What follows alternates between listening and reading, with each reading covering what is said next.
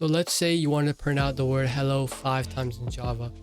You could do this by saying system.out.print line. Inside the parentheses, you could put hello. Now to do this 5 times, take this, copy and paste it 5 times. Now run the program. As you can see in the console, it outputted hello 5 times. So this code works and it's okay, but we could improve this by making it shorter, more simpler, and more efficient. So to do that, just remove these other hellos, and then above this, let's create something called a for loop. So for int I equals 0, I should be less than 5, and I increments by 1 each time. And just put this system.print line hello in here in the for loop. So now if we run the program, as you can see, it still outputs hello 5 times in the console, but now we did it in like only 3 lines of code. Before it was 5 lines.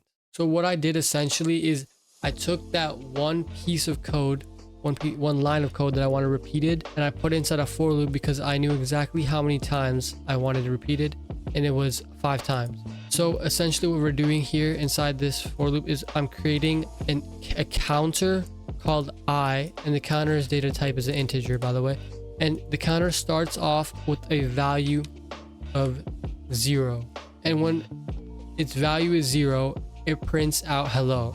So print out hello 1, okay? And now it increments its value by 1 now. And every time a loop runs, it's always checking for this condition to see if it's true. If this condition is false, it won't run and it will just end right there. So now that we ran at the beginning, now the value is 1 because it's increased by 1, and we're gonna print out a hello again. And then same thing for when the value is 2. So it's gonna keep increasing its value because as long as the condition is true, and the last value that I'll have will be 4, because after 4, if you increase it another time, if it increases it, then the system checks, well, is 5 less than 5? No, 5 is not less than 5.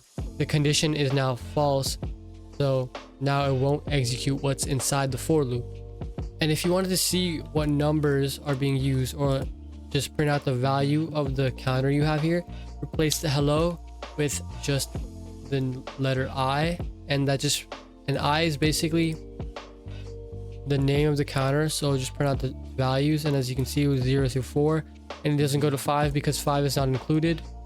5 would make the condition false, so it's not printed out. Let's get a little bit more fancy and let's try to print out only even numbers using a for loop.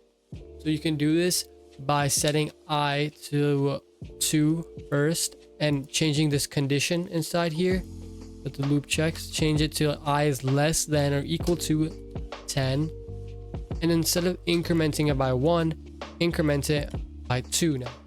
Now if you run the program, you can see prints out only even numbers, 2, 4, 6, 8, 10, and it increments by 2 each time. So all you need to remember is you use for loops when you know what you want to do and how many times you want it to happen. And it has 3 parts. Has a start, or where you initialize the counter, as a condition that it checks every single time, and it only runs when the condition is true. And then it has an increment, so how much you increment the counter by each time. And that's the basics of using for loops in Java.